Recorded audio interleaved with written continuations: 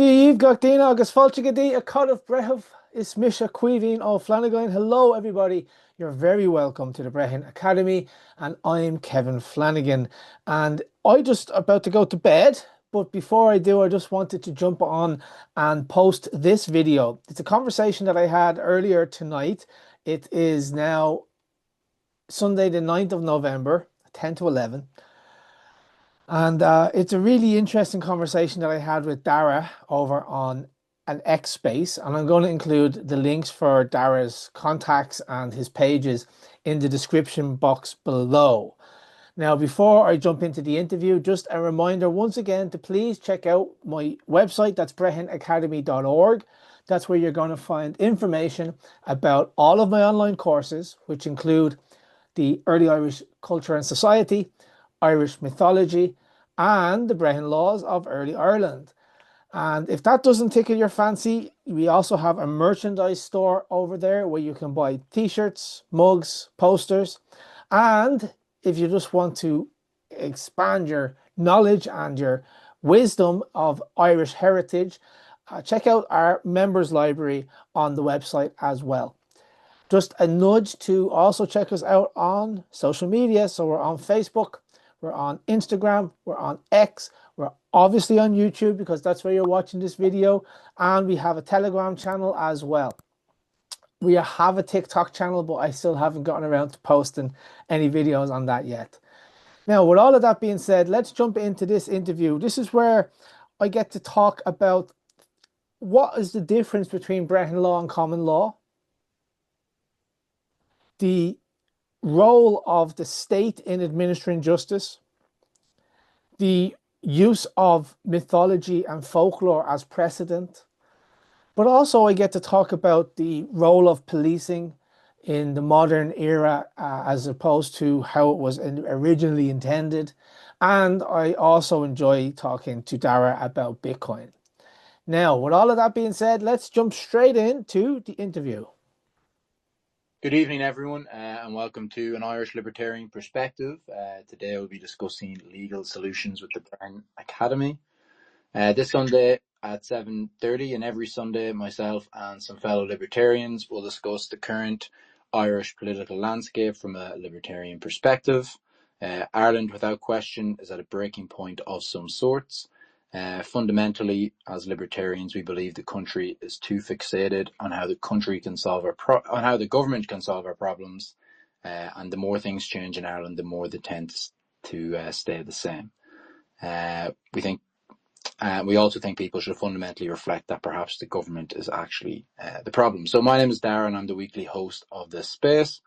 My biggest gripe with the government is its monopoly over the control of money. I think we need a form of money that the government doesn't control, and given we live in a digital era, we need a digital solution, and I see Bitcoin and Bitcoin alone as a solution to this crisis. However, this space today is not specifically going to be about Bitcoin, or even modern libertarianism. It's going to be about libertarianism in Ireland in the past, and you may even describe it as anarchy.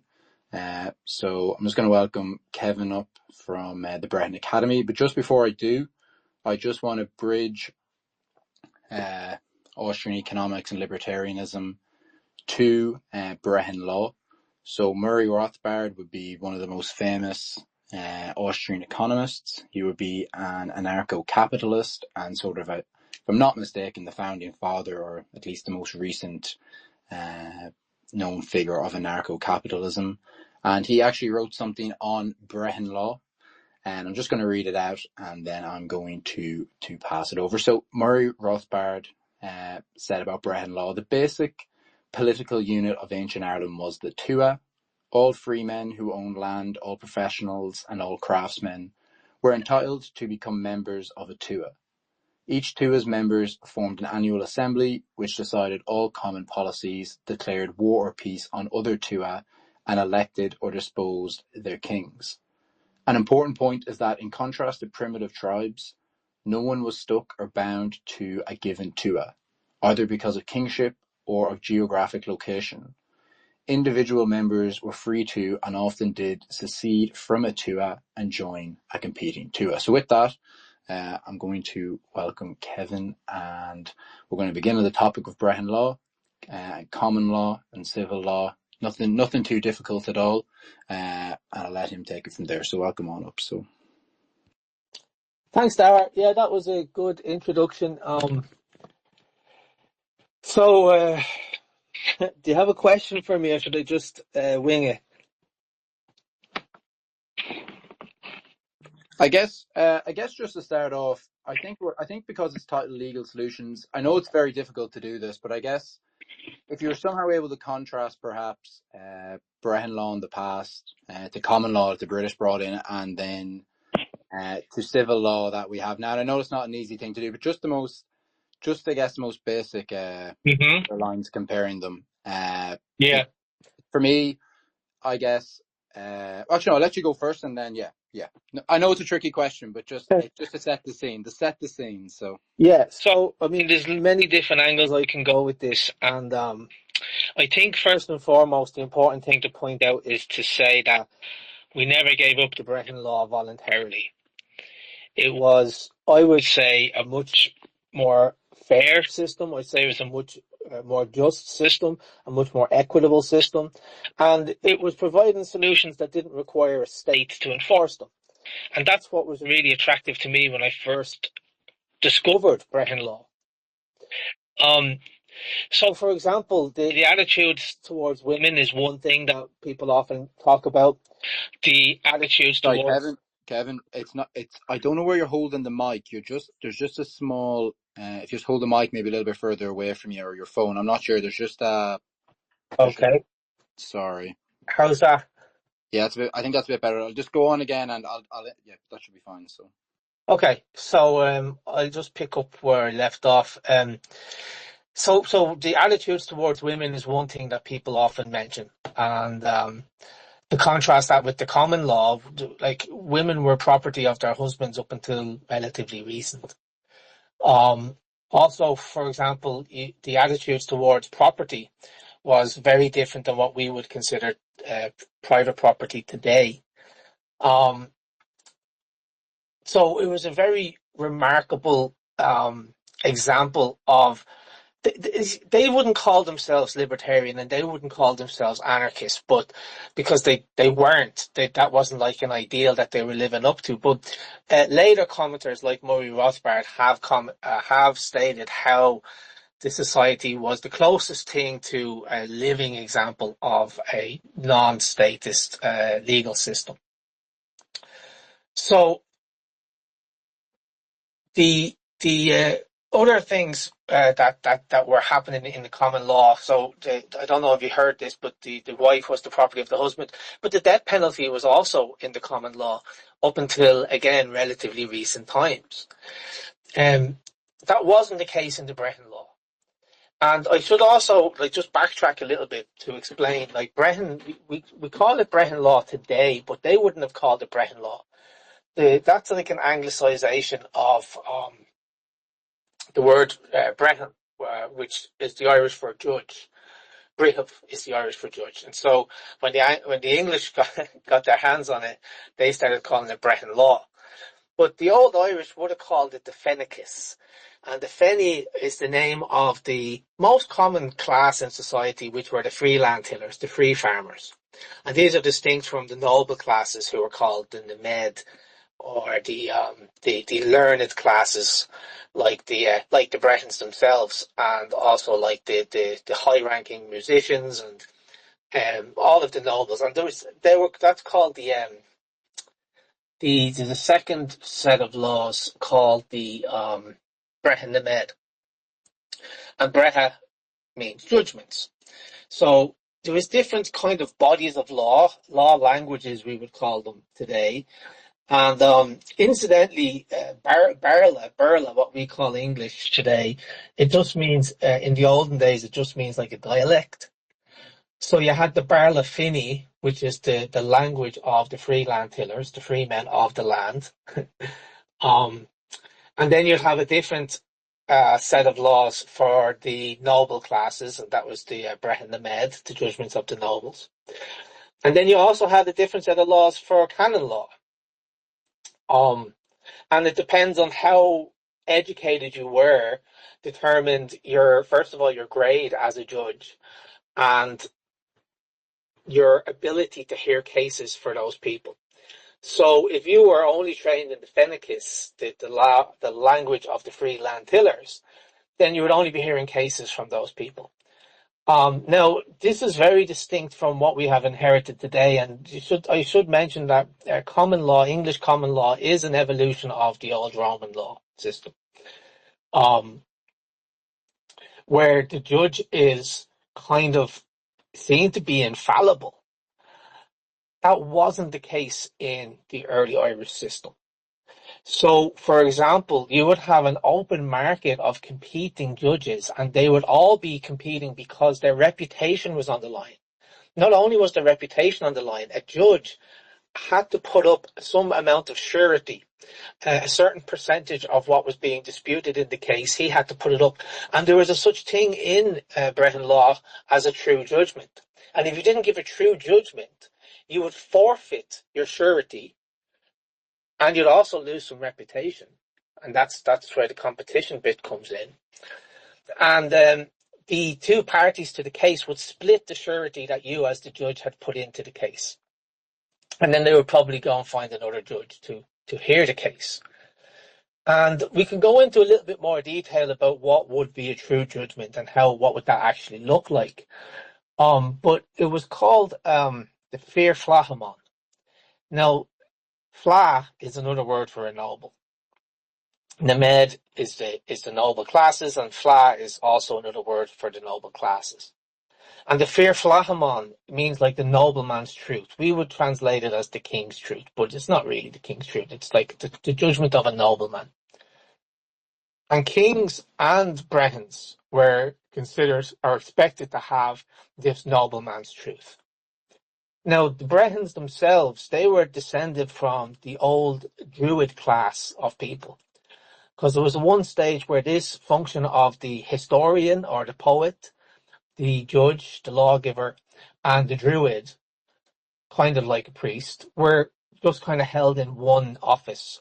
But as time went on and information, they tended to specialize into different branches. So you'd have the branch of the druids, who later became the monks. You'd have the branch of the Brehons, who are the judges, and you'd have the branch of the Fili, who are the poets. Now, this is partly why the judgments of the Brehons were revered and respected among the people themselves, because they heard these judgments and it was like they were attending a mass, or a religious experience was happening.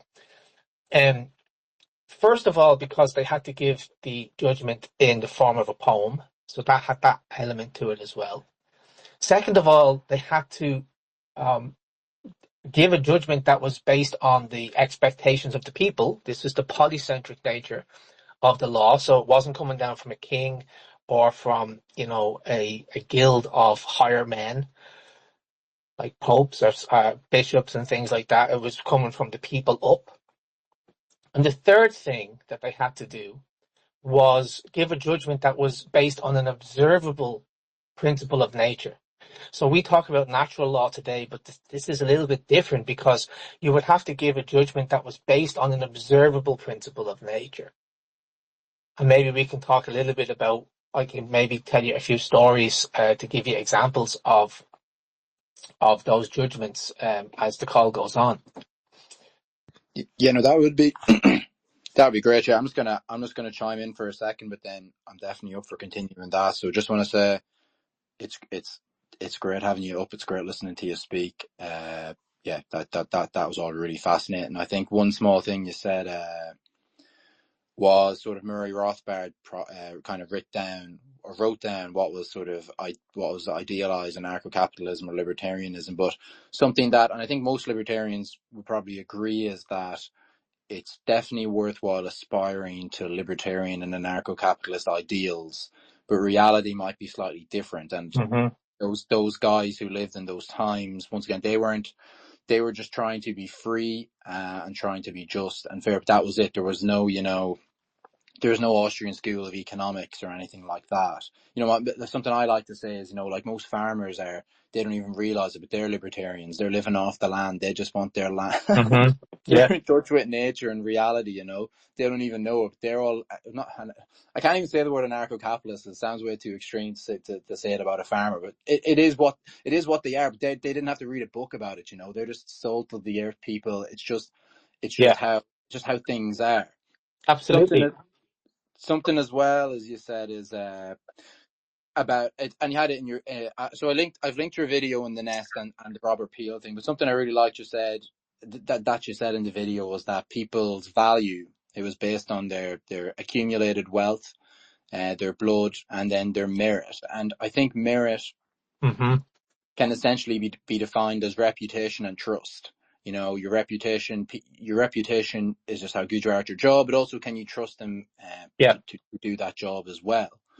And Mm-hmm. something, look, I'm I not, would throw in another word there, say yeah, reputation, trust, and skill as well. skill, okay.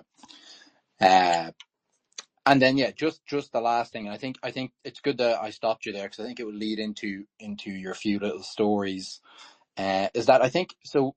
Brehon law and common law obviously have differences, but I think the biggest problem with civil law, and once again, I'm not a lawyer. I'm just, you know, I don't actually know, is that there's not a lot of context in civil law, whereas a lot of Mm-hmm. context is applied in Brehon and common law, where you know a story is taken in, whereas in civil law it's just what's written down on this piece of paper is applied, and Yeah. it can be quite blunt, you know. Whereas I feel like back in the day, not to glamorize back in the day, there was loads of problems back in the day. None of these systems are perfect. That there was no context, and every story needs context, and you need sort of an old wise man to be aware and understand the context of a lot of different things. And I think that's kind of missing from society in a lot of different ways. So I'll pass it back to you, and I'd love to hear some of the stories you have to tell to illustrate what you mean by your different points. And yeah, I'll leave it at that. Yeah. So there's a lot of stuff that came up there as you were talking, and one of the things I want to point out, and this is probably interesting for people who are listening, is that Brehon Law provides an example of a viable third way. What do I mean by that? It wasn't socialist, but there were social elements to it. And it wasn't capitalist, but there was capitalist elements to it. It was this system that kind of walked the middle line. And what do I mean by that? Well, if you were born into a community, so every family was kind of like a company, right? And if you were a member of a family, you would be a shareholder of that company. And the amount of shares you had would be equal to the wealth that you contributed to the family.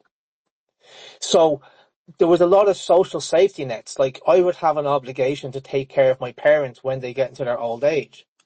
The state didn't need to pay them a pension because the children that they had were going to take care of them.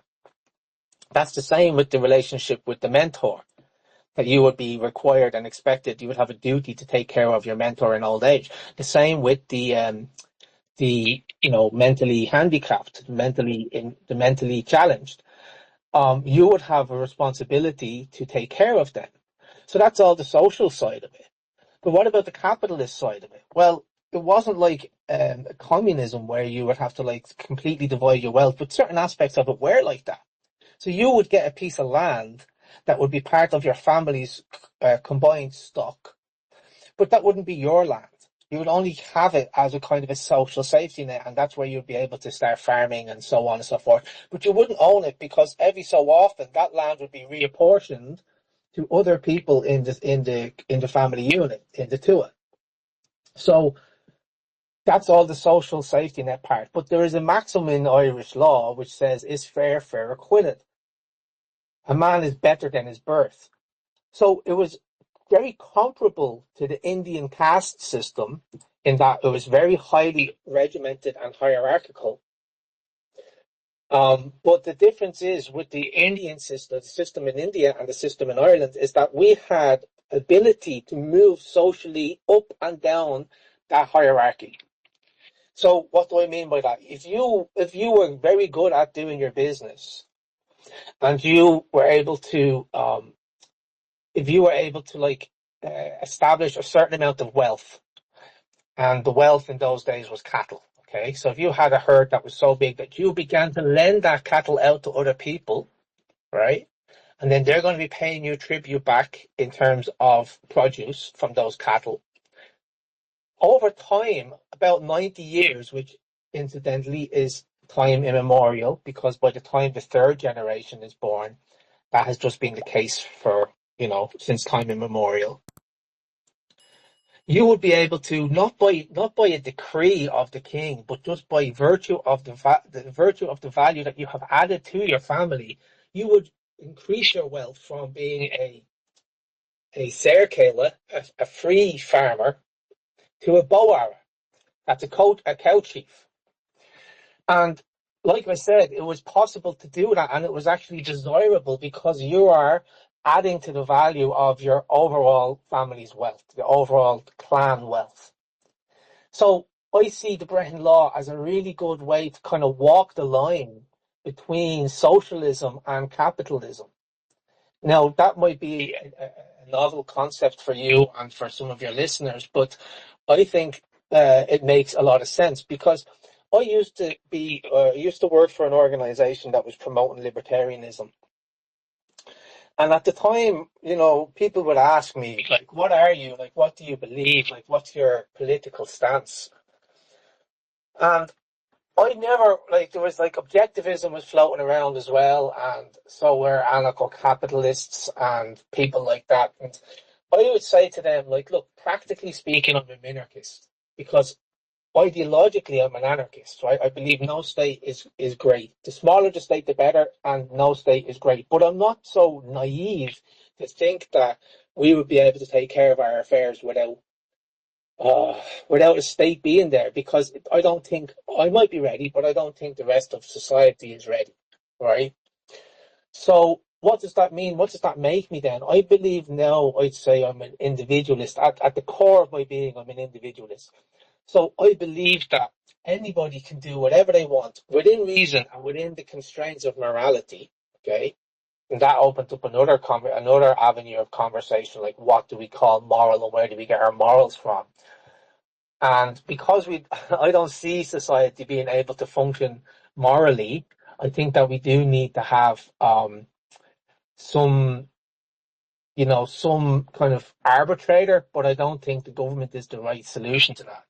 And that's why I really radiate towards the Brehon Law, because it was a solution without the big state that provided ways for us to coexist peacefully, relatively peacefully, and then whenever an offence took place, there were means and modes to address those wrongs and to rebalance and reharmonise the disturbance that was caused within society. So coming back to the civil law, I think, are you talking about the civil law in Europe when you say civil law, or the civil law in common law countries? Do you know what? Do you mind if we come back to that? Because I'm actually just want to touch on a few things you said first, but definitely will come back to it because I am interested in finding out. But just I think, and you even brought it up. You brought it up in a few of your videos before. But I think in the Brehon Law regarding being able to travel up different levels of wealth or classes, whatever way you want to put it, I think there was a meritocracy there of sorts. I think as well. I think, and I do agree with you with the libertarianism thing and how to take care of the social aspects. And I'm not here to even. I'm just here to shed light, I guess, on the libertarian perspective on that, which would be, I guess libertarians think that if you've accumulated enough wealth, you lower your time preference and you do have enough money to give to more charitable causes. And that's not to say that exactly works, but it's just, I guess, the libertarian thought on that people who have accumulated a lot of wealth are willing to invest in their reputation. I'm basically willing to invest in their reputation to society because they have so much money. Now, that's an ideal. Once again, a lot of people may not do that. It's just an ideal, but that's, I guess, the libertarian perspective on that. I completely agree with you regarding minarchy and anarcho-capitalism. I think we will always have a leader. I think whether devout libertarians like it or not, there will always be a market for a leader, and people will always want to be led. And that, I don't even mean that in a negative way or anything. I just think it's an actual skill that some Yeah. people have, and it's a good thing. I think it's part of our nature. When you look at Yeah, like chimps and apes and so on, there's always an alpha male, you know, and yeah, some group have alpha females as well. yeah, no, I completely agree. And I even think it comes down to, you could even look at it from a psychological perspective.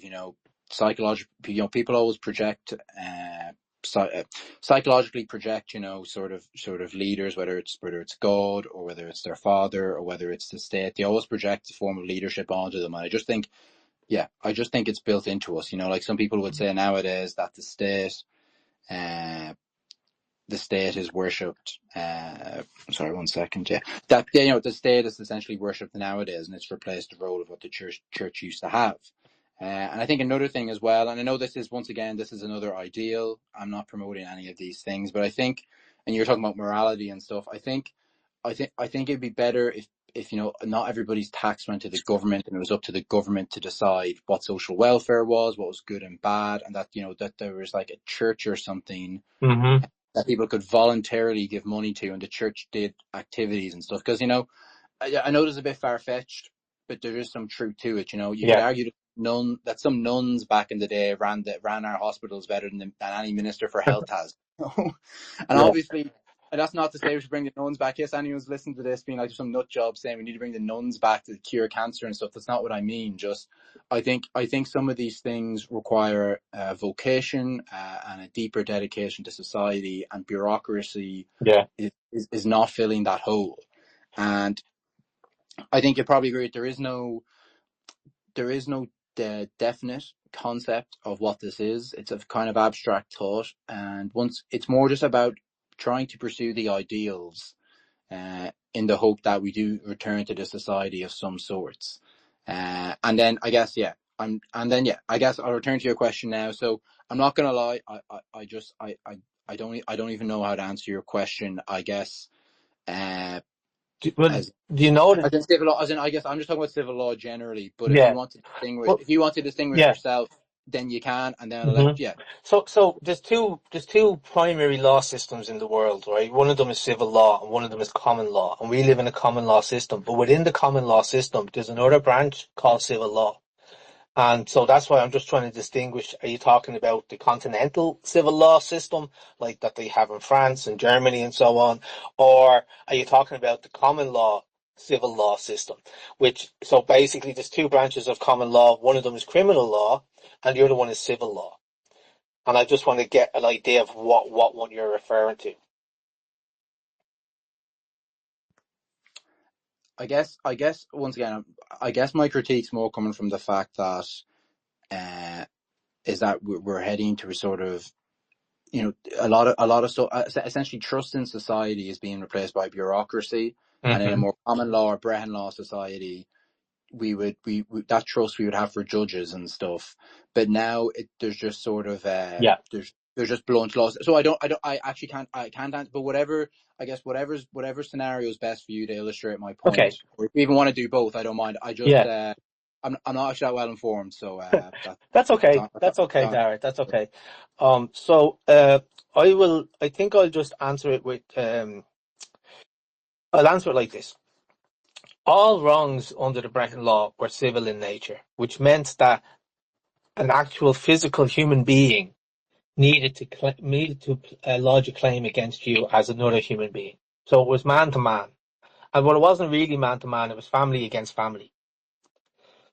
So whereas when we talk about the criminal law today, it's not me committing a crime against you, the man. It's me committing a crime against society as a whole.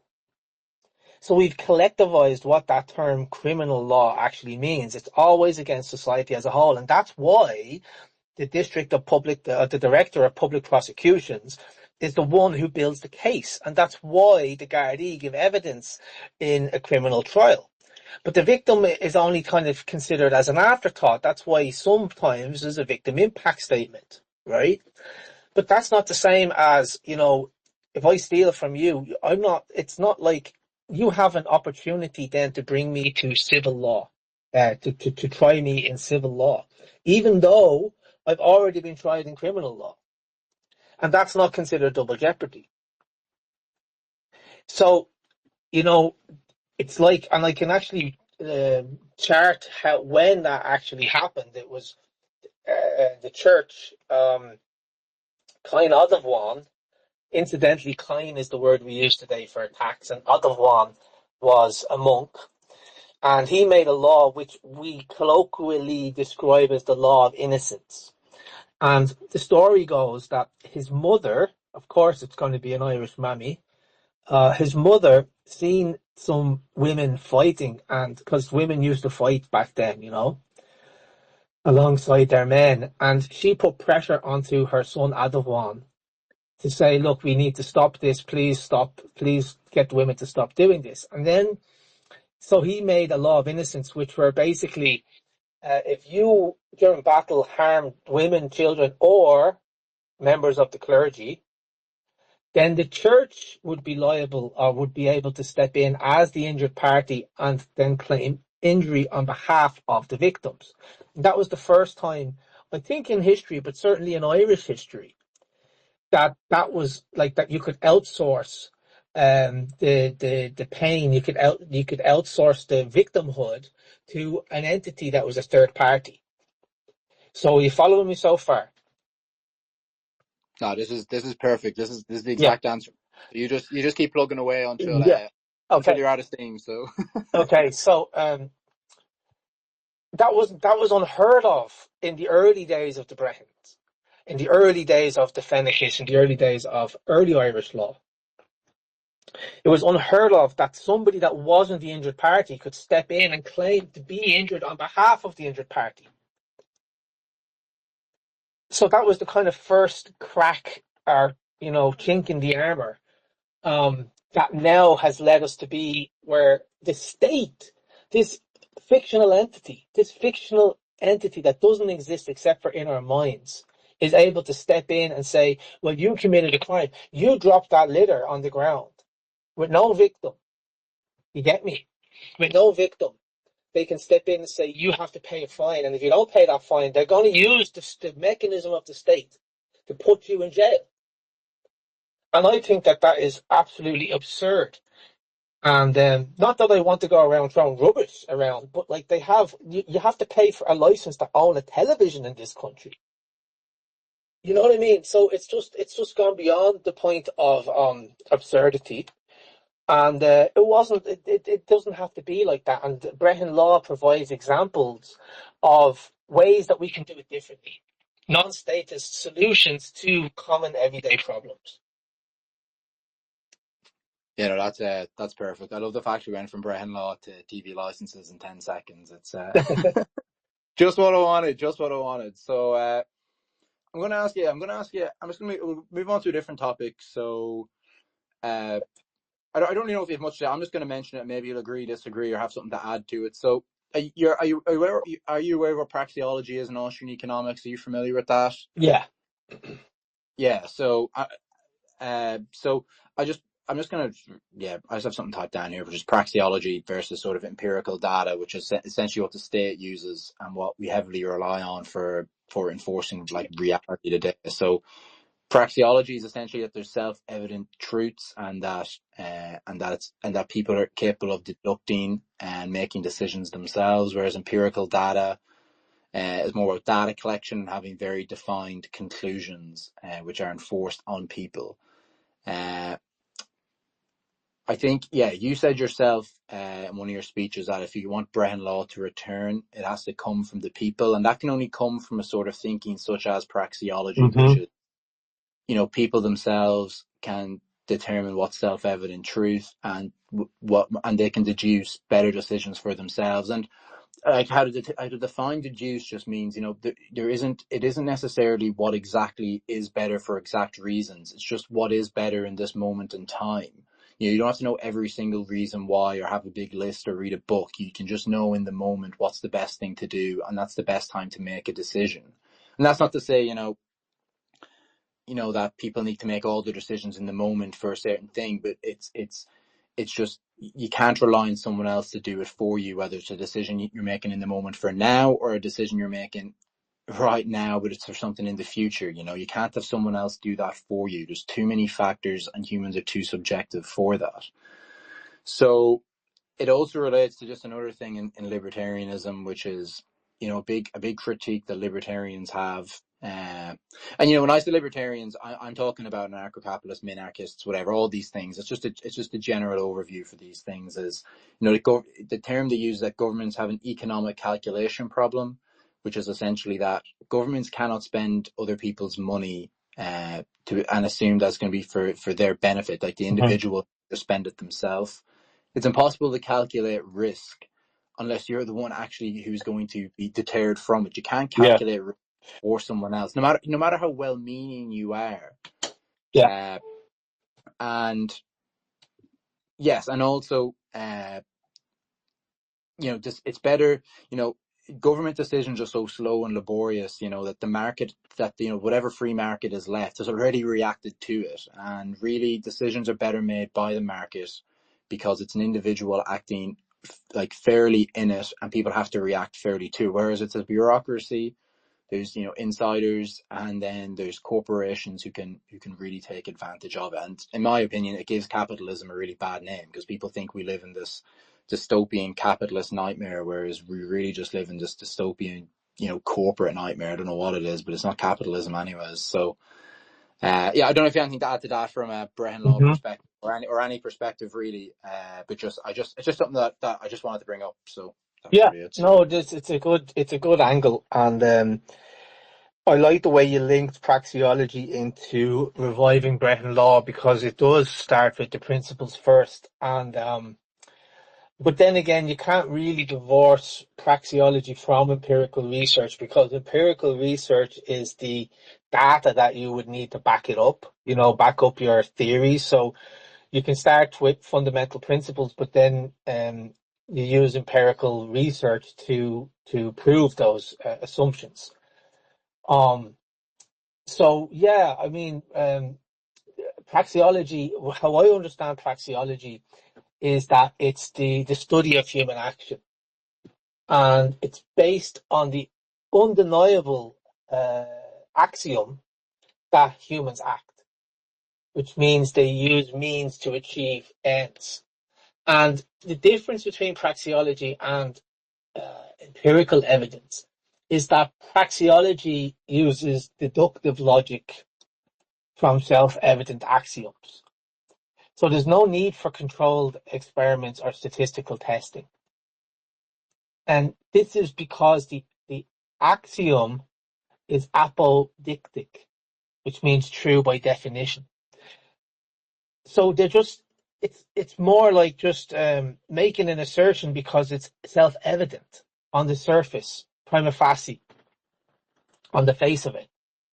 Whereas empirical evidence, which is more what they did in the Chicago School of Economics, which is they use graphs and data, and I remember when I was studying economics for my master's, and the biggest challenge I had, because I actually studied economics in Prague, and it was in a private university, and it was more or less kind of free market orientated.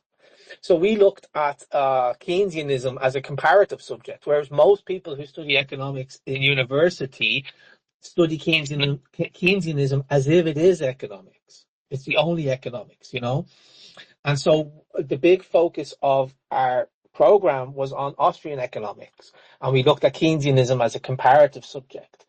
And the difference between like Keynesianism and Austrian economics is, Austrian economics is much more about human behavior, human action. I have all of the Mises books there, all of the volumes of the Mises books on my shelf there called Human Action. And I haven't actually gotten through them, but they're there as a reference if I ever need them. But the other schools, like Chicago School and Keynesianism, they're very much into calculating, like, the percentage points of unemployment to welfare, these sorts of things. And Mises, not Mises, what's his name? David Friedman No, Milton Friedman. He is somebody who also, used these empirical graphs and data sets, to show his points. So yeah, I mean, I think that when you're dealing with things like Brehon Law, and we don't have empirical research, well, we have anecdotal evidence, how it might work, but I think that we need to start with the axioms and principles of law, which, this is the thing, I said it earlier, the Brehon Law had to be based on observable principles in nature, which we would call axioms. So all of the judgments were axiomatic. Yeah, no, that's perfect. I feel like an idiot asking you if neuropraxeology was. It's just I'm not even used to talking about it, and I don't even know why I asked you No, it's if you were. fine. It's fine. It's fine. I'm just not even, but obviously very obviously know your stuff. So yeah, no, yeah, complete. I completely agree with everything you said. I don't have much to say really. I just think self-evident truths could a bigger. It would be good if they had a bigger role in Yeah. society. So I'm gonna tip into something that I just messaged you about before, which is the Robert Peel policing. Uh-huh. Probably a bit of a jump, but it's just something I've kind of wanted to bring up because I think it's a very simple way for people to understand how policing should be, and it's very easy to, and that allows people to very easily distinguish it from what we have now. So I just have it in the nest there. I just put the tweet up before the space because I thought it'd be handy if people could see it. So Robert Peel, he lived in the UK, and he essentially found what's supposed to be the modern policing standards that the British essentially brought that to a lot of places all over the world. The thing is, though, is I think people read it and they don't think anything maybe too profound about it because they think that's what the police do now. But it isn't what they are actually doing when you get into the finer details of it, whether it's the police or the Gardaí or whatever. The guards do the first point here, but I'll get into it later. But yeah, the 9 points of Robert Peel police are just to prevent crime and disorder. Police powers are dependent on public approval. Securing the willing cooperation of the public. Public cooperation reduces the need for force. Impartial service to law and protect and preserve life. Only use force where necessary and to a minimum. And police are the public, and the public are the police. And a strict adherence to police executive functions. And number 9 is prevention is better than response. And I think number 9 and number 1, they're actually quite similar, but they're really, really important, because Mm-hmm. the police shouldn't be defined by how many criminals they catch. Yeah. The police should be defined by how much crime there is, and that to me is the key distinguishment between what should be and what we have now. And you even see it in RTE News. RTE News have the odd news headline about a drug bust that the police caught, and that's not to take away from those policemen who put themselves in danger to catch those drugs that shouldn't have been in the country. But it's in total neglect of the fact that everybody knows that if you wanted to do any drugs in Ireland, they're widely accessible and easy to get, and they're extremely cheap now, and that's where the real crisis is, and that's where the real police work needs to be done. And it's not just I'm not here to lambast the police or anything. Like, there's wider societal issues. Every country in the world is struggling with it. It's not just a police thing, but it's something that I just wish was in the public conscience more. And I think the Robert Peel laws are just a very simple way for people to understand. And I mean simple, like it's simple for me to understand it too. Like, I'm not an expert in anything, but just I think they're really good and Mm-hmm. help you distinguish what is and isn't. So yeah, I'll hand it over to you, and then we can Yeah. yeah. Did you post the image that you shared with me into this chat somewhere? Yeah, it's in the nest. But look, if you just go into my own Twitter, it's in the nest. So if you just go into my own Twitter, you'll see the post there. Yeah. If you go into my Twitter, you see it's a very recent post of mine. You'll see the picture there. So Yeah. Well, no, I just want to make sure other people can see it as I'm going through some of these things. And yes, the drugs thing on the news. I mean, I don't know how much I can say about that, but you know, when you look at, let's just take the USA for example, right? Because that's far enough away that I can't get myself into any trouble. Like you see things like where they're not really preventing the law. They're trying to or preventing crime. They're trying to repress crime. And so you see the rise of militarized units, AR-15s, armored vehicles, no-knock raids, and they treat communities as war zones. So when you hear them saying civilians, that's a military term instead of citizens. That's not a military term. And so there's an increasing trend towards treating this citizens as civilians and treating communities like war zones. And on to the second point, public approval eroded. I mean, there's constant scandals, qualified immunity, contempt of cop arrests, and politicized policing.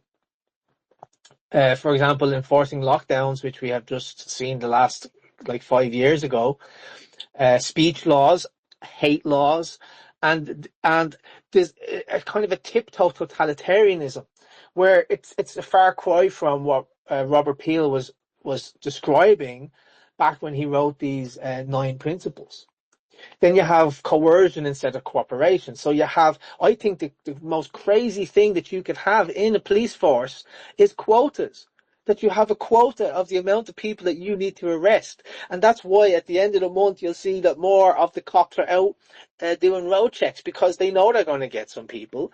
And the interesting thing is the Garda Síochána, they're not supposed to be a policy enforcement wing of the government. They're supposed to be guardians of the peace. It's in the name. Garda Síochána. It means guardians of the peace. So they're supposed to be peacekeepers first and foremost. And you know what? You know where you see the peacekeepers?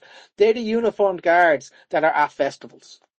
And that's why people relax around them and take pictures with them, and that's why they dance, with some of these tents, some of these concerts, they dance and people love them for it because they don't feel threatened by them.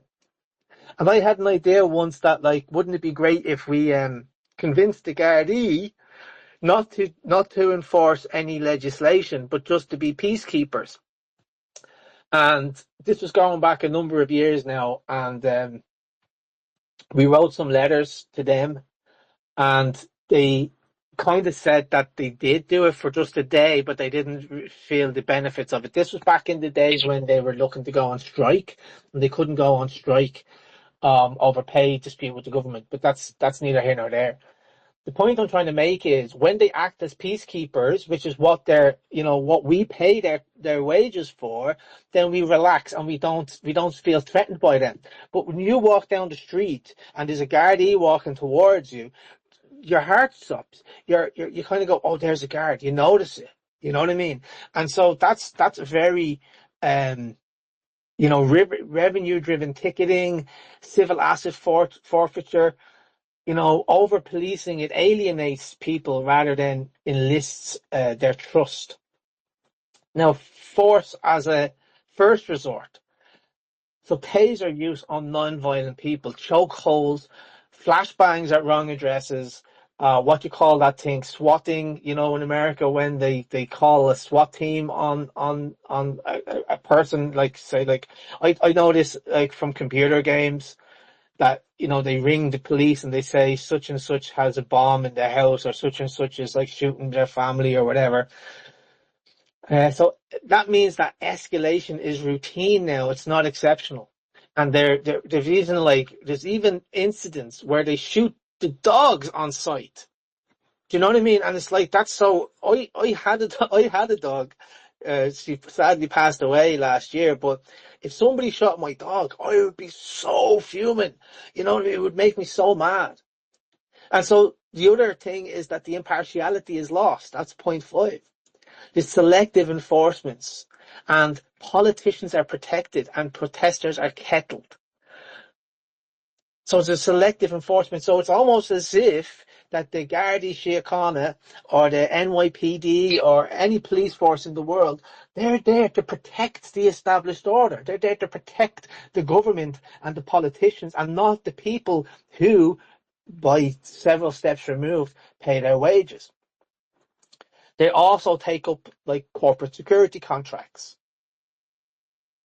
Now, on the next point, police no longer the public. There's this mentality among the police that it's us versus them. The police are like an organised crime unit, you know, where they look after each other. And I have been in trouble with the police. I won't get into the details now. It was many years ago. But they wouldn't be beyond lying under oath, let's just say that, to protect themselves or to protect their colleagues. This is all a kind of a charade that they swear on the Bible. Most of them probably don't even believe in the Bible, you know. So it's an us versus them culture that separates legal protections, and that also goes in with the military identity. So there used to be that the Garda Síochána in our country were not armed, but now over the last like 10 years or so, they're increasingly armed. Not the uniformed ones, but the ones that, you know, show up or at checkpoints. I've seen armed Gardaí at checkpoints as well. And their training also encourages them to treat citizens as potential threats. This comes back to what I was saying earlier, that, you know, they see us as civilians. They see us as civilians, not citizens. There's also the aspect of usurping the judicial role. So what that means is that pre-trial punishment via bail denial, plea coercion, civil forfeiture, and officers often act as judge, jury, and executioner on the street. Then there's efficiency measured wrongly. This is the thing that you were mentioning. Success equals arrests, equals tickets, equals seizures, equals grants received, not actual reduction in crime or disorder. So the activity metrics, I'm doing air quotes here when I say activity, the activity metrics trump outcomes. So then the last point, crime and disorder persist despite visible action. So there's record police budgets, yet there's still a rising violent crime in many cities. So the Gardaí and the police presence is performative, not preventative. So what does that mean? It means that the more money you throw at the problem, it seems like the worse it's getting, because the more money you throw at the problem, the more individual police have quotas, and then the individual police will go out and look for ways to fill those quotas. But it doesn't really result in what we want the police to be doing. But then I would look even further than that, and I would say that's probably exactly the way it's supposed to be. That's the way the powers that be want it. They want the Gardaí and the police all around the world to be a military force. They want them to be enemies of the people. You know, that was really good. I'm basically in complete agreement with everything, and obviously the last point is up for people for themselves to decide. But even whether it's true or not, it is exactly what is unfortunately happening. The question is just whether the intent is there. But yeah, that's for people for themselves to decide. So I'm just going to move on to another thing, if that's okay. So I just wanted to talk about sort of free speech in Ireland, the Misha Era Festival. Yeah. Just how. Firstly, let's actually just talk about the festival first, because tell us what it's about. Did you enjoy it? What exactly happened at the festival?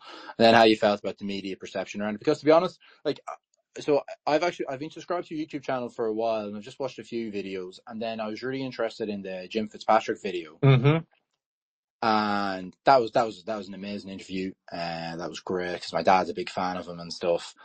And then what I just found hilarious was I just seen some advertisement for or there was some criticism of the festival, and your face was there, and it was just like, that guy just interviewed like the guy who made the Che Guevara poster, and that's got far right. It's just, I know. this is just I know. crazy. It's Look, absurd. we'll get to that later. Tell us about the festival, and then Yeah. I just like, oh, anyways, I'll leave it. I'll So, stop. so yeah, I know the organizer.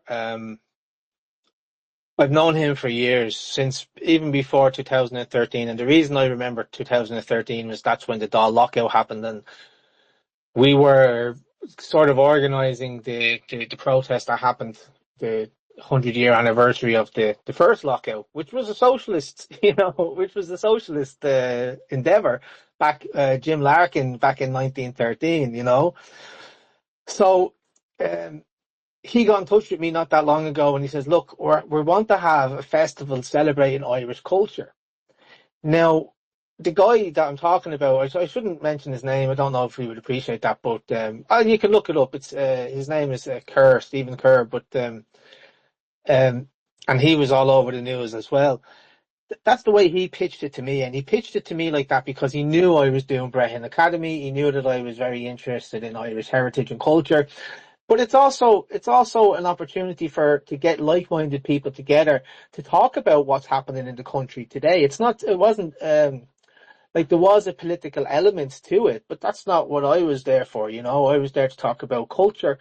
And I actually recorded my talk on the panel last time, the first Misha era, and it was just talking about Brehon Law, bit like this interview, but without. This is actually more political than what I was talking about at the time,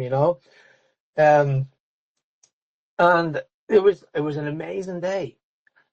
It was an amazing day, despite the fact that it was supposed to be in another venue in the Mayflower in Letterkenny, I think, in Drumshanbo. But it was cancelled because these have to be careful. It's recorded, so be careful. Yeah, I know. These lefty, insert whatever word you want here, they decided that it was a far-right fascist gathering. And I was slandered by one of them on national radio, Ocean FM. And, I contacted the radio and I said, that's not on. You didn't even challenge them. Like, I want you to give an apology. And they did give an apology. But I have some legal letters going out to that person who slandered me and others who were involved in trying to get that cancelled. And I mean, the lengths that they went through was just disgusting. Like, I was called a Holocaust denier and an anti-LGBTQ plus campaigner. And I never met this person before in my life. So I don't know where they were getting it from. But what happened is they played an audio clip of Stephen Kerr talking about the festival. And he mentioned my name, and he also mentioned John Waters' name. John Waters is not, he's very popular in certain circles, but in other circles they hate him. And so this individual said, yeah, the speakers who were mentioned, he goes, I'm not going to say any names, but the speakers who were mentioned that are known to be Holocaust deniers and anti-LGBTQ plus campaigners. And they went on to say, they want to say, they said that they don't want any LGBT people in the country. And I'm like, what are they on about? Because, like, I've never met this. I think I already said that I've never met this person before in my life, and that's a good thing. I don't even want to meet this person, but anyway. Then it turned out that hundreds, I think over 700 artists signed a letter that to the effect that this is a fascist event and we don't want it happening in your community hall, because you've had a long history of embracing other cultures and all of this. It was nonsense. It was all nonsense. And the people who signed it were like Christy Moore, Fontaine's DC, Mary Wallopers, Kneecap, and so on. And look, don't want to give too much away, but we're now considering our next legal steps for going after these artists as well. But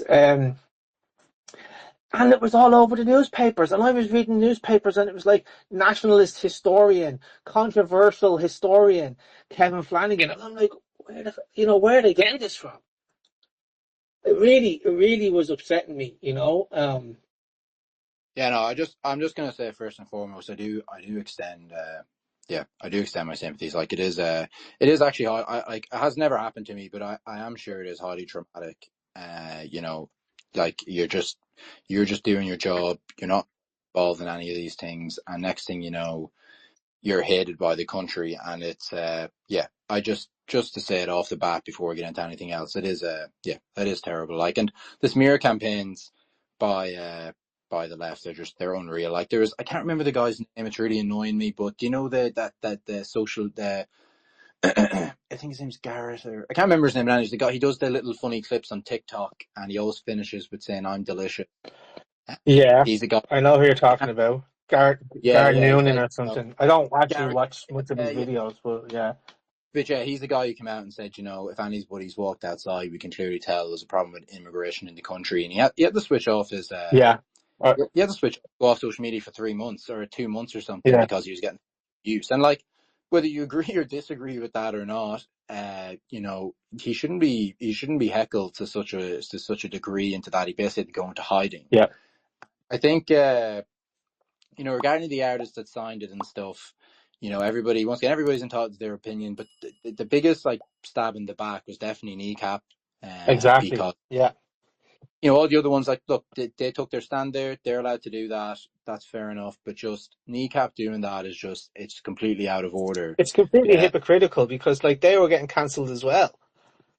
Do you know what I mean? And yeah, no, the same artist who signed the letter against this Misha Era festival are the exact same artist who signed the letter like for Kneecap to have free speech.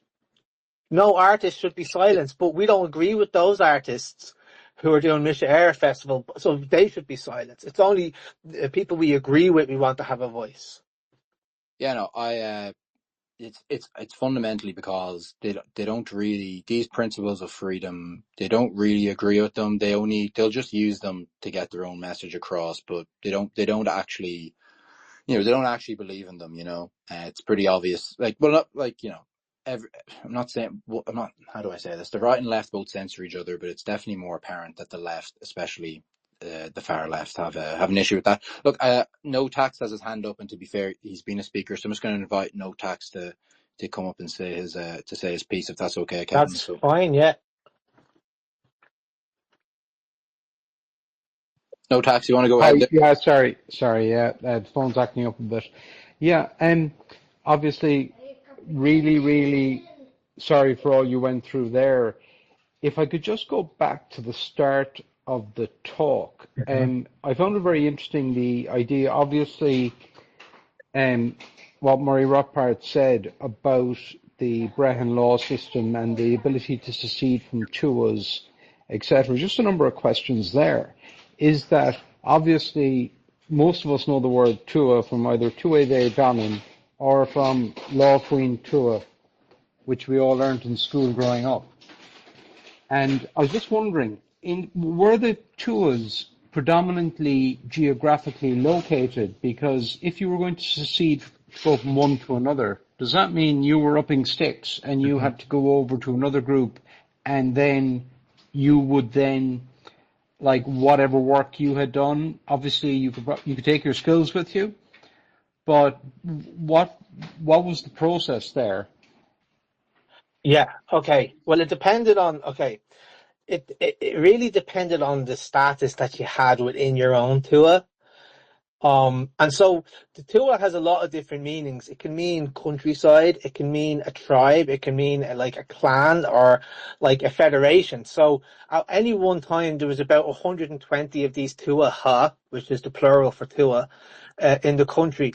Now, if I was just a farmer and I wanted to go to another tua, I wouldn't carry my status with me.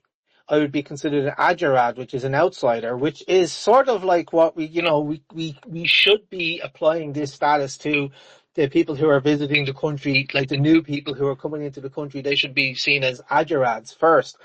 But if you are of a higher status, and by that I mean like a craftsman, okay, a craftsman was a free man, and that's why we call a craftsman in Irish a sair, which is very close to the word for freedom, because they were a free man. And why were they a free man? Because they could literally go anywhere in the country and provide their skills and services without the need of a lord. Okay, so they could go to the next tribe over and provide their services independently as a craftsman. And then higher than that, you would have the Ace Dana, which means the Dana is a poem and Ace is like the people. So for the fairies, you'd say the Ace she. The Ace is people and she is like of the hills are the fairy people. So the Ace Dana, they were kind of like a higher grade, and that would include people like the Brehons, the harp players, the poets, and within these professions, there was multiple grades as well. Like earlier, I talked about the law languages, and you could be a Brehon of one or two or three law languages. The same is true of the Fili, who are the poets, or the kind of the record keepers of the genealogies and the lineages. And so if you are of that status and you move to another Tua, you would retain your status as an independent provider of those services. Does that make sense? Yes, absolutely. And just, I had a couple of questions. Thanks very much for that, Kevin. I had another couple of questions based on the description. So essentially, was there a Brehon or Brehiv judge, whatever we want to call it, per Tua, or were there several within each Tua? And then, if there was, even if it was one per Tua or several per Tua, how did the who defined what the noble truth or the fear flopula was? Yeah. Because obviously that would be a key thing. If it was based on the expectations of the people, or was there another source, or was there some other fundamental kind of, do you want to say fundamental constitution, or unwritten or not? Yeah. Because obviously, to my mind, democracy is like, for 9 people deciding to take the 10th person's stuff. Yeah. The expectations of the people could be a good thing, or they could be a bad thing. So I was just wondering how that noble truth was defined, and whether there were safeguards in place to protect that kind of thing. Yeah.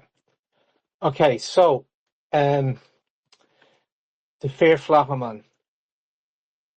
So when I say it arose from the people, what I mean by that is it arose from the daily actions of the people. So when you go out into society, you would conduct your affairs in a certain way. And over time, that would become a norm or an expectation. Okay. And when that expectation was seen to be good over a long period of time, which they had very poetic ways of talking about this in the Brehon Law.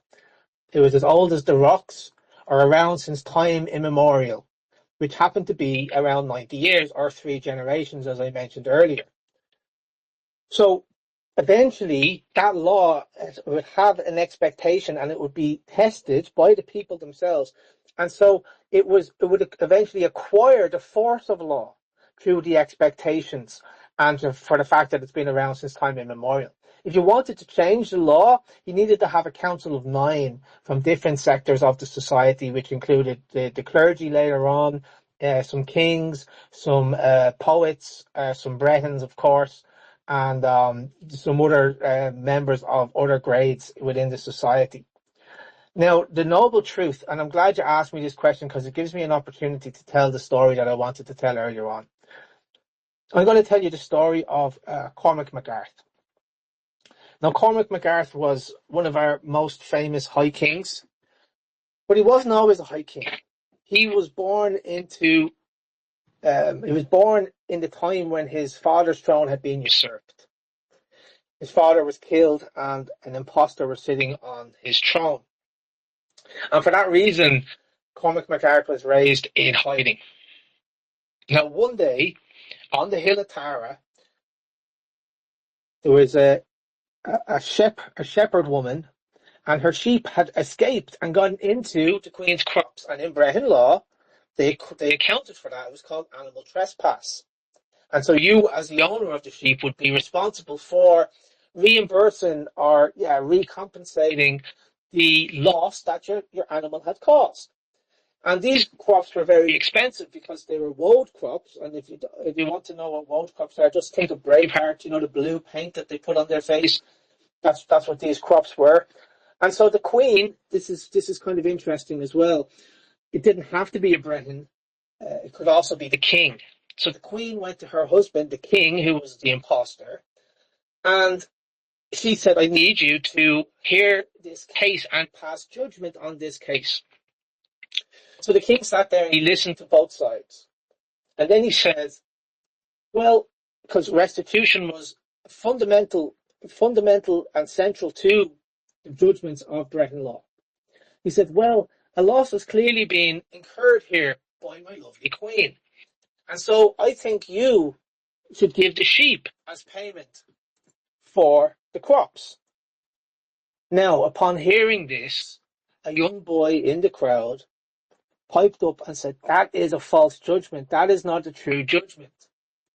As the fleece grows on the sheep, so does the fleece grow on the land. So she should give the fleece of the sheep as payment. And do you feel that difference? Can you feel the difference there? And that's how you know it's a true judgment, because it was something that was visceral. It was something that was felt in your heart. And it was also based on an observable principle in nature. And so it was based on what the people expected, that restitution should take place. It was based on animal trespass. But in order to justify the reward, he gave an example of something that was observable in nature. Now, you also asked about every Tua having a Brehon. It was customary for every king, especially the higher ranking kings, to have a Brehon in their ranks. But if they didn't have a Brehon, they could also fulfill that function, because Fair Flahaman was supposed to be available to all equally. You know, it was just the fact that we would today say the judgment of King Solomon. And so, even if they didn't have a Brehon in the ranks, which most of them would have, the king could fulfill that function himself, especially the lower kings.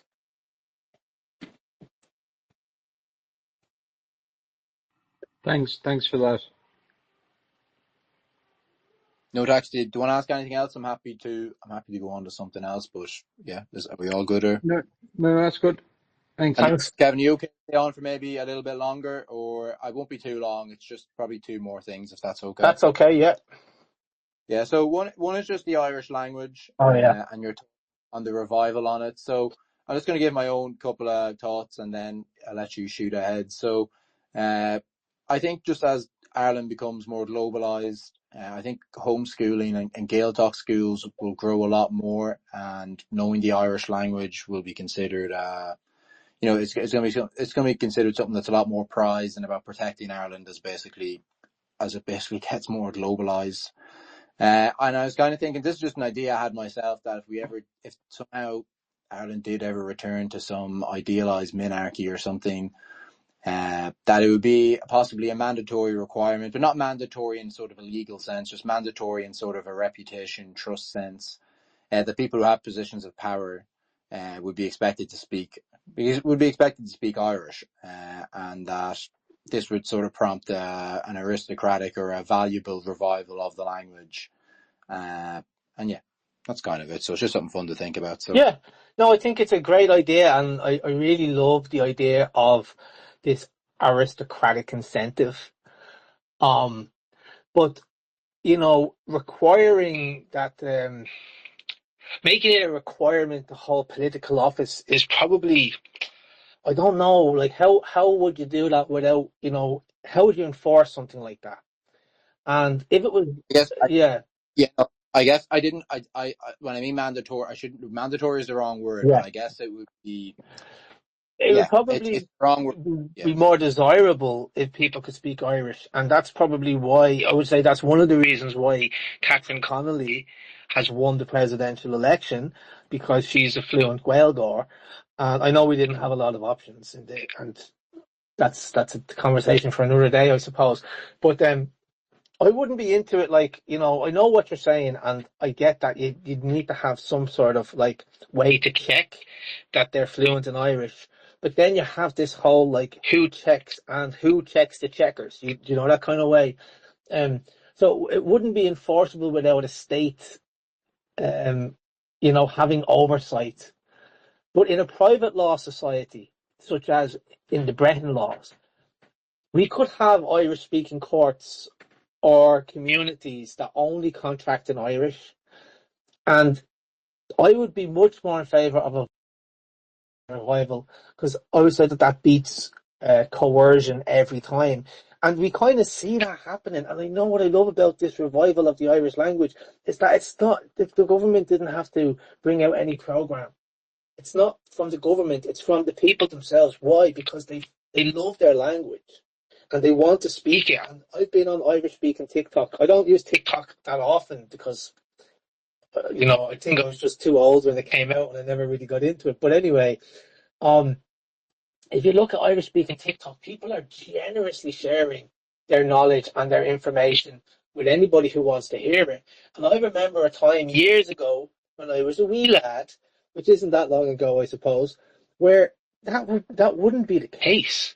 It was like, and I've had this happen to myself, even on my Brehon Academy page, where people would speak Irish to kind of like get at me, and I was able to understand it enough to see what they were saying, and it's like he doesn't know how to speak Irish. If he did, he would be replying in Irish. So I replied in Irish to the best of my ability, but there was always this kind of snobbery that was attached to the language. And I remember many years ago when Enda Kenny was still Taoiseach and Mick Wallace was challenging him in the Dáil, and Enda Kenny replied to him in Irish, which was at the time seen to be highly offensive and disrespectful. It was shocked in the Gaeilge, but he was like, pick up your earphone there, and because they have these translators.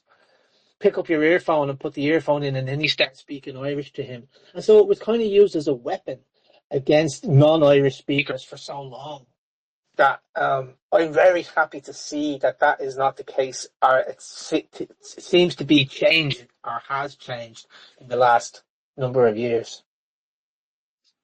Yeah, no, that was perfect. You said what I wanted to say, but much more better, and much more from the heart, as you like to say yourself. I'm just going to bring up one more topic. I just want to bring it up because it's a very alien concept to people, and it is a big concept. But I think it is important to try bring it up.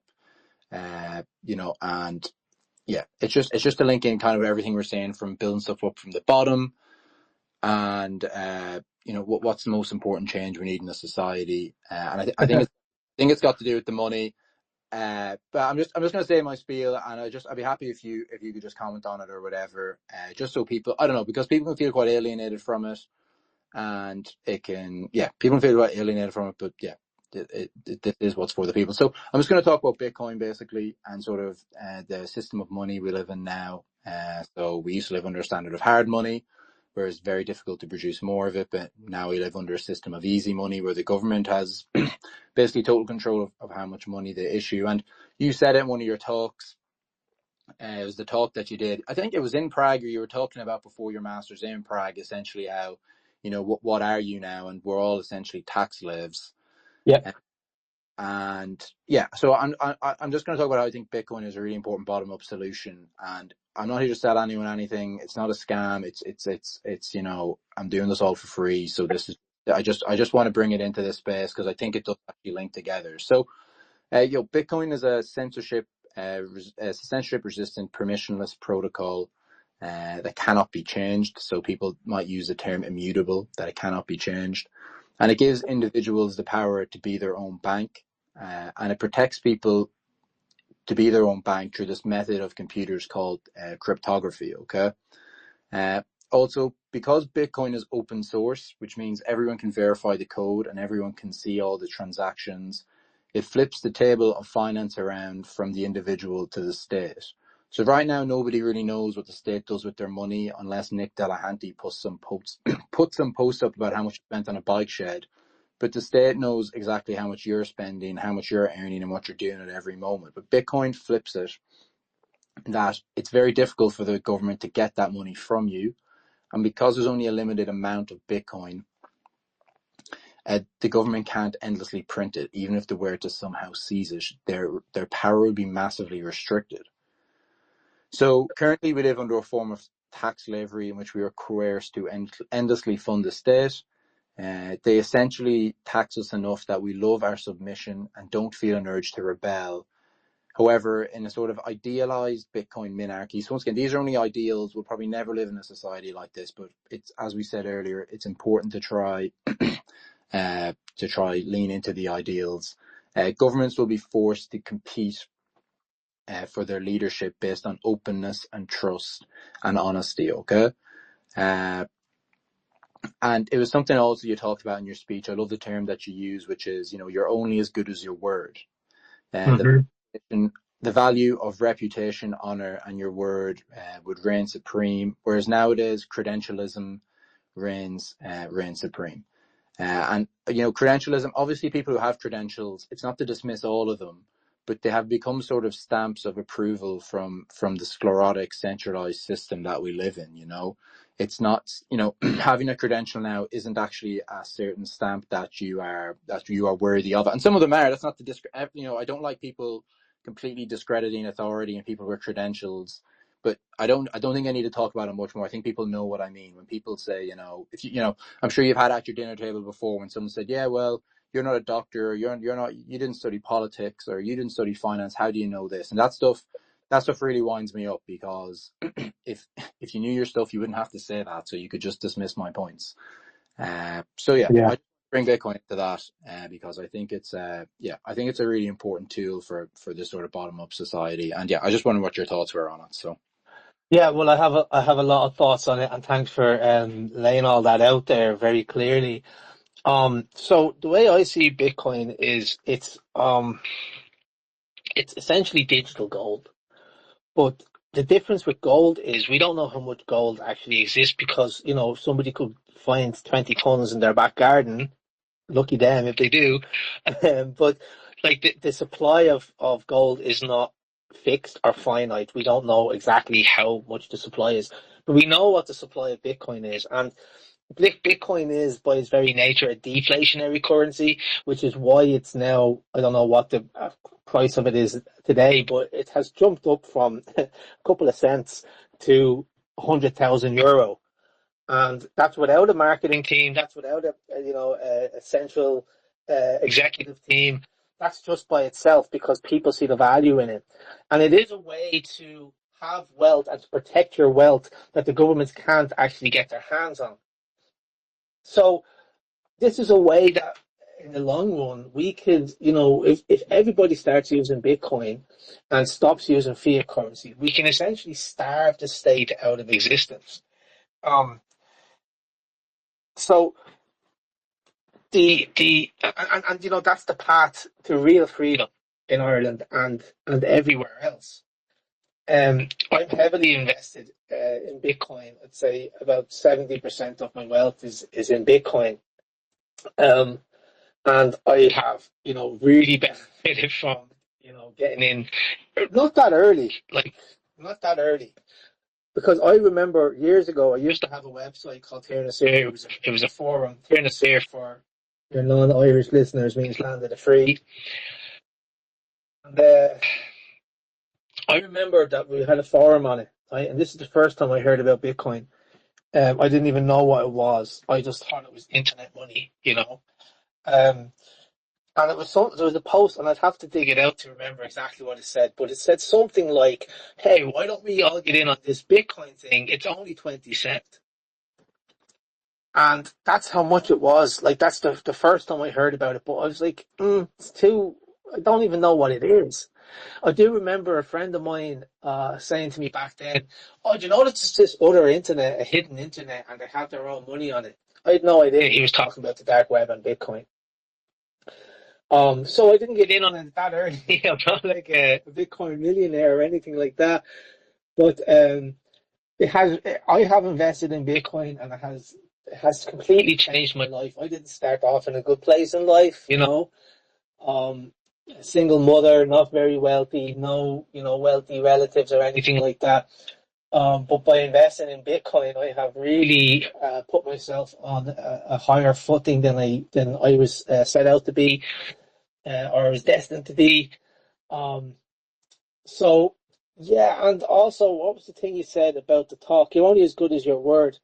And yeah, Bitcoin, it kind of forces you to be a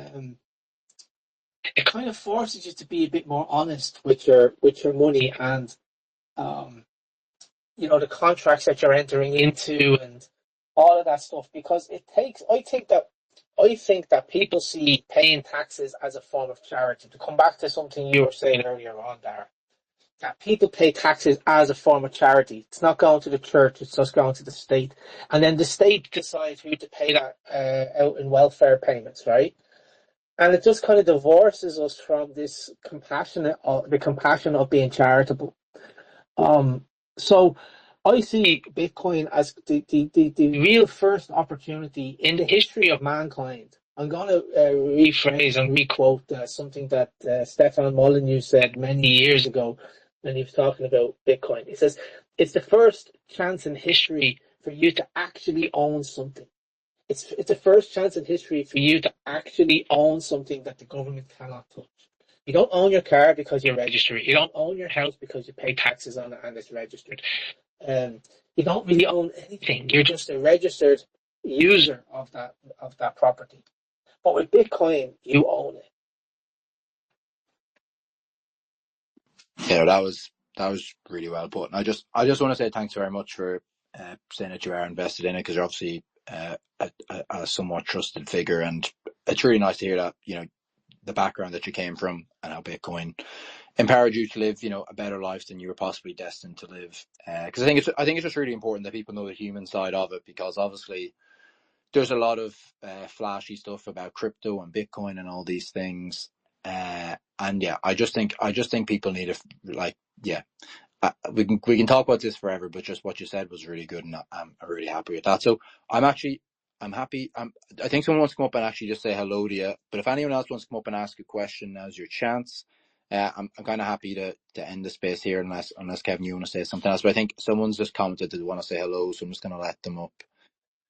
But yeah, someone else wants to come up, feel free to come up and request now. So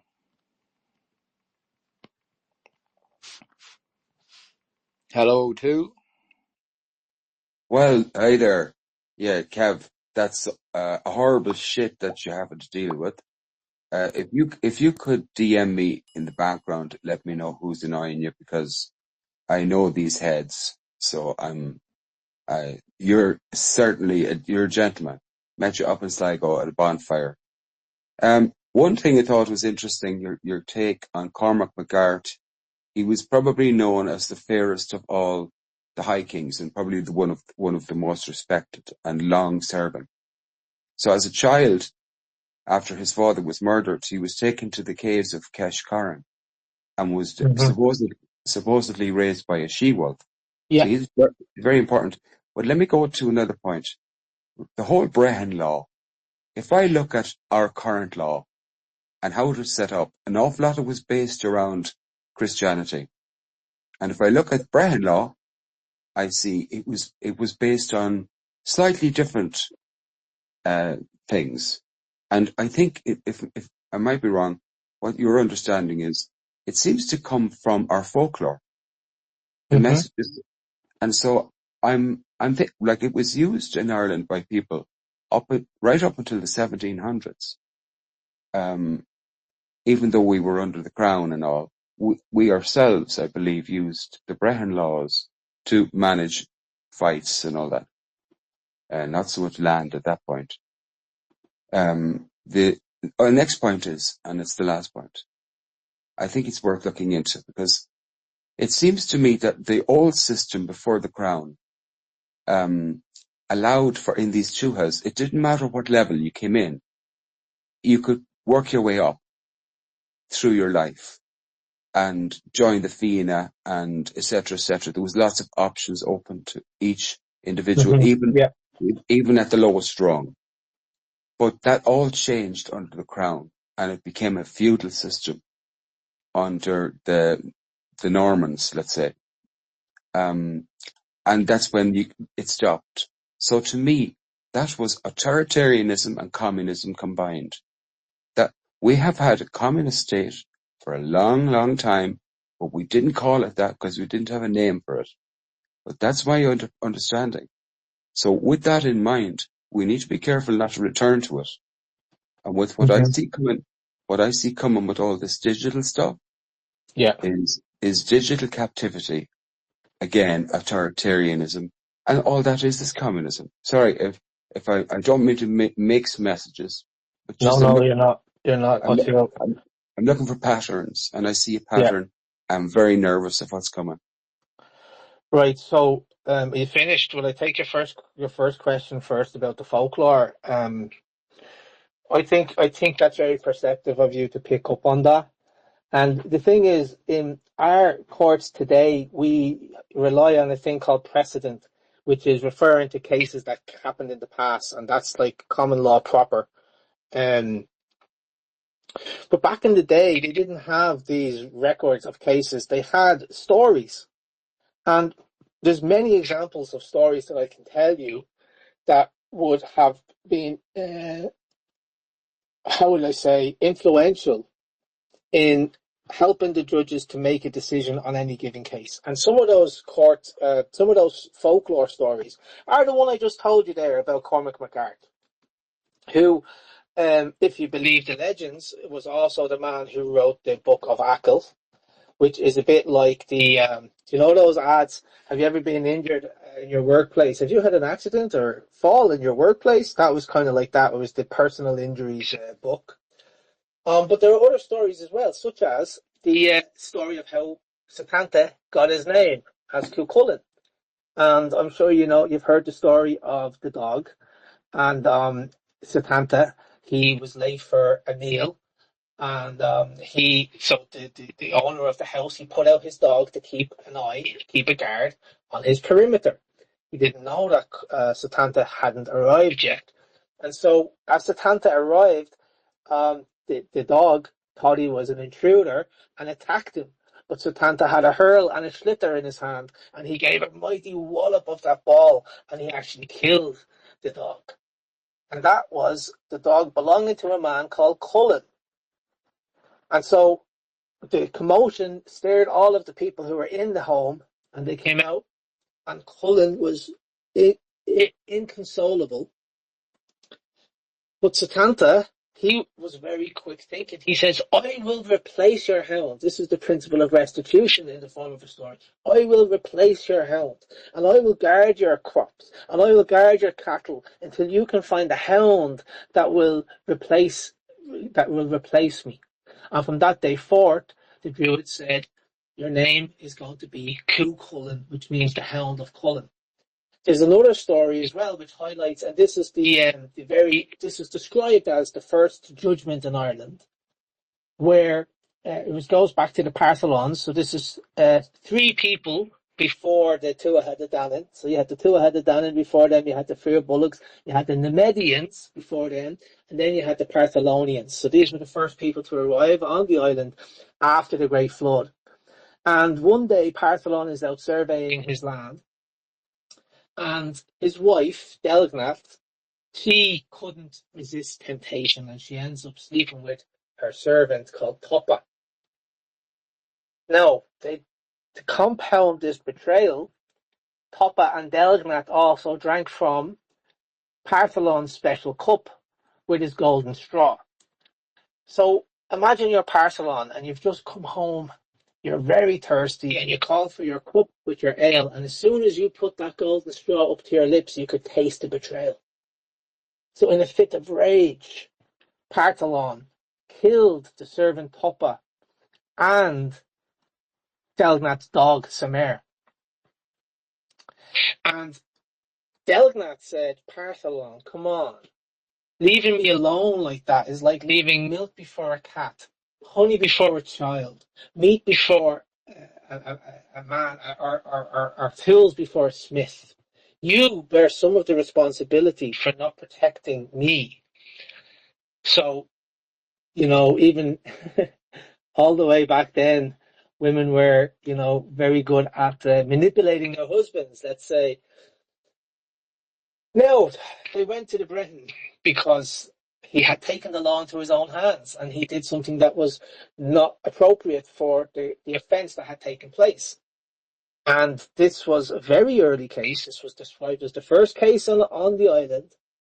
And the Brehon said, with very noble judgment, it is the right of the wife to recover against the husband. So this is where you have the rights of women coming in very, very, very early in the ancient times. And this would be a case that the Brehons, would use to guide their judgments. And so what was the outcome of the case? Well, Partholon he lost the case and he had to give restitution. And he decided to give Delgnat an island. And Delgnat decided to name it after her dog that Partholon had killed. And that island still exists. It's up in Donegal, and it's called Inish Samer, after the dog. So they would have used all of these different folklores, and we don't even know all of the mythology because most of it hasn't been translated yet. They would have used these folklores to guide their judgments in the same way that we use precedent today. Now, on to your next question about the communist system and digital ID and CBDCs and things like that. I am very, apprehensive about what I see coming down the line. But the thing is, we're not slaves. They want us to behave like slaves, but we're not slaves. That website years ago, Tír it was talking about sovereignty. And it was teaching other people on this land how to be sovereign in their thinking, because that's where sovereignty begins. It begins in the mind. It begins in the mind. And so if you believe, if you have sovereignty in your mind, then you can start to make choices in your life that will increase your freedom. And I'm telling you now, I will never use a digital currency. I don't care if it means I have to starve. I'm never going to use that digital ID or CBDC. I'm not doing it.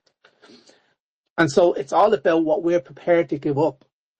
And I'm not saying that this is going to be easy. It's definitely going to be a challenge. It's definitely going to be hard. But then we can draw on the archetypes in those folklore stories as well. We can draw on the archetypes of Lula Fada Samaldanach. We can draw on the archetype of Ogma. We can draw on the archetype of Nuada. Even we can draw on the archetype of Balor of the Evil Eye. And use their archetypal energy to, I want to be a hero. I want to be a warrior, and I need a battle to do that. And if this is the battle that I need to face, well, then that's the battle I'm going to fight. Yeah.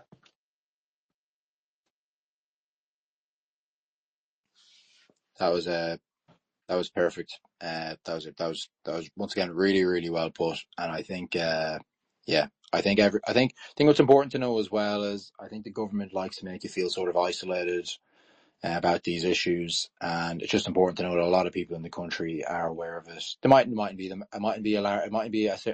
a majority or whatever, but a lot of people are aware of what's coming. And as you said, you need to do what you can. And digital IDs. If you've ever watched any dystopian, any movie or any novel, they're the hallmark of it. And when you consent to those IDs, you really have just consented, not just to being a tax slave, but just to being a complete slave to the system. Yeah. And I know it's all very bizarre, and it's kind of happened very quickly, and it's something that even if you were in this sort of space for a while, you may have known it was coming eventually, but even I would say I'm a bit surprised just by how sudden it is. And O'Toole, if you want to say anything else, but I'm happy enough to leave it at that there. I think we've covered a few things. But O'Toole, if you want to say anything else, I'll let you go. So Yeah, just briefly, if I look at the rapid change in our social life based on laws that have changed, and now look at the huge numbers of people coming in, and I don't feel like it's home any longer. And that's a real shame. And I'm not having a go at the people who are here, I'm having a go at the people who let them in, Yeah. and in the manner in which they've come, because a lot of them are coming with no skill set. And if there's a war torn, there must be war torn places or safe zones closer to home that they'd have an easier time blending in and stuff, because it's like oil and water. I mean, I don't know how this is going to work out, Yeah. Bill, but Uh, then I don't really want to drum that. It's been banged. That drum has been banged so hard, and it's very difficult. And we now have what our Taoiseach backtracking. So it's open season now on. You know what I mean? They've done this. They've set this up in a nasty way, because we are not a bad people. We never have been. We've put up with an awful lot of shit for an awful long time, and we have it in us, a generational memory. What is it? What's it called? Do you know what I mean? Yeah. Um, and so with the television screens pointed at the Middle East for the last 2 years, people And have then forgotten, Ukraine before that as well. but they've forgotten what's going on their own doorstep. Mm-hmm. So I would apply the Michael O'Leary: if the mask drops down, put it on yourself first before you can help others. Yeah. And we need to look after we need to look after our own people first. We really do. And that Mm-hmm. might sound bigoted or whatever they want to call me. If we don't, charity begins at home. If you don't have a strong basis, how can you be strong for anyone else? Mm-hmm. Yeah. I'm very nervous about that kind of thing, but I do believe there is a solution. Actually, Kevin, your work is incredible. I'm not sure just how many people you've woken up to the fact that, gosh, we have a history pre 1000 years. And that history is very, very interesting history. Mm-hmm. I love it. I love it. Yeah. So fair play to you. And thanks, Dara, for opening the space. Yeah, no, look, I completely agree. Everything you just said was the nail on the head. Especially, the immigration stuff can get messy, but it's we do need to criticize, who let these people in, and as we've seen in the UK, they're not going to be afraid to dish out the digital IDs here. But that's still all to come. We do know it's coming soon, though, and it's kind of Kevin said Kevin said it earlier. We were kind of talking about how the nation state, it isn't a charity. The nation's supposed to look after their own people first, and that's what a nation is, Yeah. So yeah, no. Can I just say a few words just as a response to that gentleman there? I was very disappointed and ashamed of my people, the way they behaved during the pandemic. And I've seen the pandemic as a testing ground for what's going to come in the future. To see the compliance was just really sickening, I would say. And that's why I feel it's very important now more than ever to remind people who they are, to remind people of their history pre 1000 years. Because it's not just enough to know that we have an Irish language. It's not just enough to know that we have a GAA, Gaelic sports. It's not just enough to know that we have Irish music. It's also really important to know that we had this Irish legal system called Brehon Law. And not only was it a legal system, it was a very much a core part of who we were as a people. Sir John Davies, in the early 17th century, he said, "There is no nation of people under the sun who loves equal and indifferent justice better than the Irish, nor will they rest better satisfied with the execution thereof, even if it's against themselves, so that they too can have the benefit and the protection of the law when upon just cause they do desire it." And that's another way of saying, and John Davies, he wasn't really a friend to the Brehon Law because he, Ulster plantations and confiscations and all of that, he was very heavily involved in that period of our history. But he recognised that there's no nation of people under the sun that loves equal and indifferent justice better than the Irish. And so it's a very core part of our identity, who we are as people. And you have to remember as well, the English church, the Church of England, it didn't exist until like a couple of hundred years after the Norman invasions. So what was going on the island at the time? What was the clash that was happening at the time? It wasn't a clash of religions because we were all the same religion, within reason. We were all Catholics in name, at least.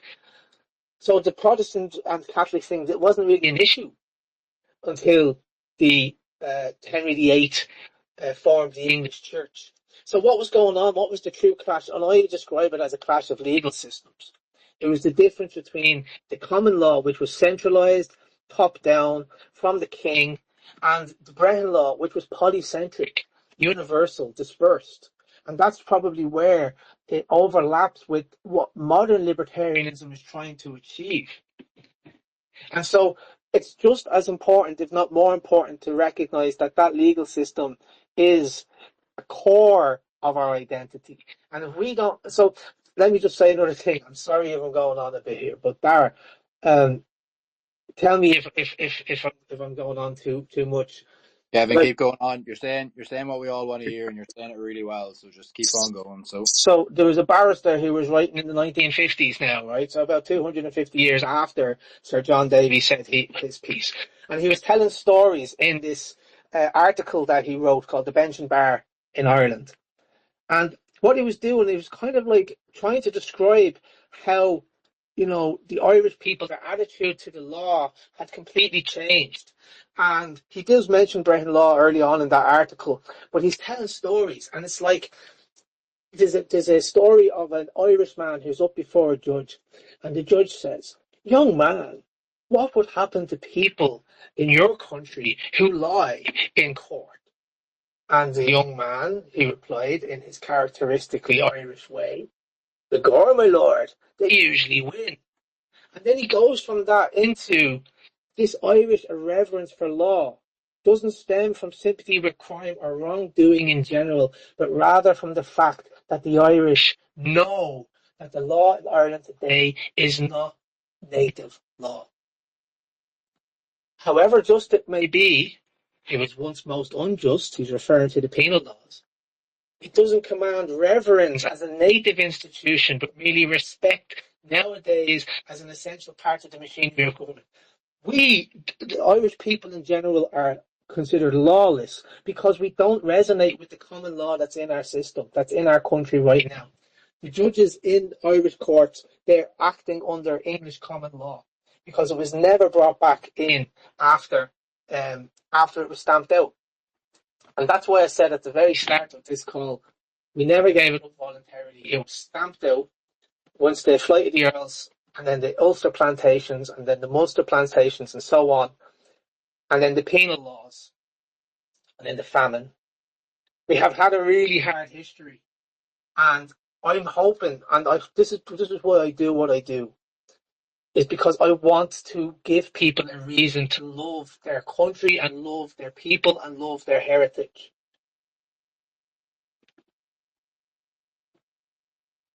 Yeah, I actually can't top anything you're saying.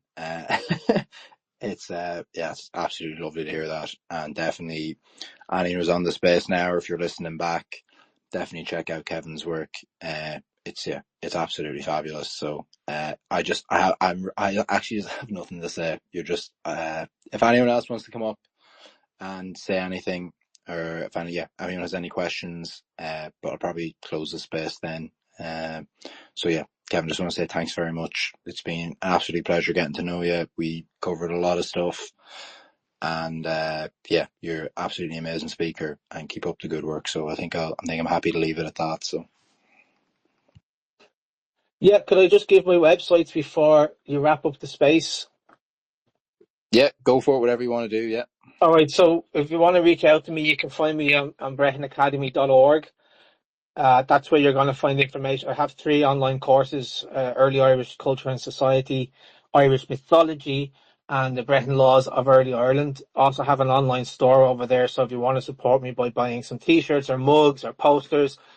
We also have an online members library there with over 100 PDF resources. I'm on YouTube, Facebook, Instagram, X, and Telegram. And if you want to email me, you can email me at kev@brehonacademy.org. Perfect. That's grand. All right. Thanks very much again, and thanks very much O'Toole for coming up. And no tax. Thanks very much. Thanks very much for your questions again. So good night, lads, and yeah, I'll see you in a bit. So.